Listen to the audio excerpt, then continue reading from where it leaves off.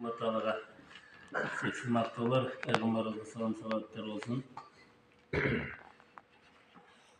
Mümkün mesela tarat boyunca var mı? Tarat bari alırız, bir okanı negiz kanday. Negizi biz hali namaz okugan vaqtlarda tarat alabız da. Biroq oşol daima taratlı yürüş bu şeriatda eng жақсы көрсөтүлгөн сапат деп айтылат. Эгерде таратсыз жүрбөстөн daima tarat менен жүрсө, жатарда tarat менен жатса, бул Алла Таалага жага турган иш экен дагы, ал адамды ишин оңдоп коет экен да.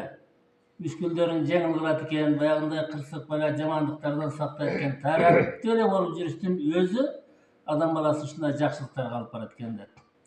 Бекерден ары бейтарат деген сөз бекер айтылбайт да. Бейтараттык канчалаган жаман зыяндарга алып келиши.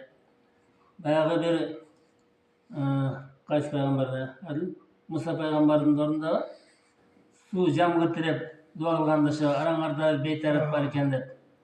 Мусаныкында араңарда бир бейтарат бар экен, ошонун кесепетинен дуаң кабыл болбой атат деген сөздө бекер айтылбайт да.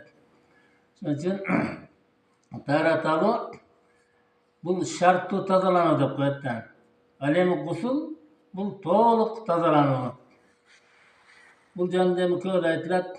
Жана таратта кимдир бирөөнүн эшигинде суу агып аткан болсо, 5 маал жуунуп турса, денесинде кир калбагандай эле 5 маал тарат алган адамда эмнеси калбайт агенга? Күнөөсү калбайт, азамат. Ошо күнөөнү тарат менен жууп турат экен да. Иблис лана Алла Таалага айтат экен: "Сен пендени өзүңө ибадат кылыш үчүн жараттың, бирок пендең сенин айтканың эмес, менин айтканыма көбүрөөк кирип атат" деп атат. Бул да чындык да. Шайтан тилине көбүнчө шайтан тилине тезирээк кирип кетебиз. Алла Тааланын айтканын аткарышка мээнет керек, шайтандыкын аткарышка ол оңой эле нерсе да. Ошондо сен бир нерсени кыл дейсиң, мен ошол нерсени кылба десем, пендең менин тилим алат. Сен тыйган нерсеге мен аны жөнөтүп турам. Дегенде шайтанларына сен канчалык адамдарымы, пенделерими жолдон чыгарып бузганың менен мен алар үчүн таратты жаратып койгонмун. Ошол тарат менен колун жууганда колу менен кылган күнөөсү, жүзүн жууганда көзү менен, оозу менен күнөө болсо, жаман сөз сүйлөп же жаман нерсени караса, бутун жууш менен ушундай бир арам иштерге басып барган күнөө болсо, ana ушул тараттын себебинен ушул күнөөлөрү утуру кечирилип турат деп айткан экен да. Ошон үчүн таратты жүрүш эң бир жакшы көрүлгөн сапаттардын бирөөсү. Жатарда тарат алып жатышты кимиз тарат алып жатабыз?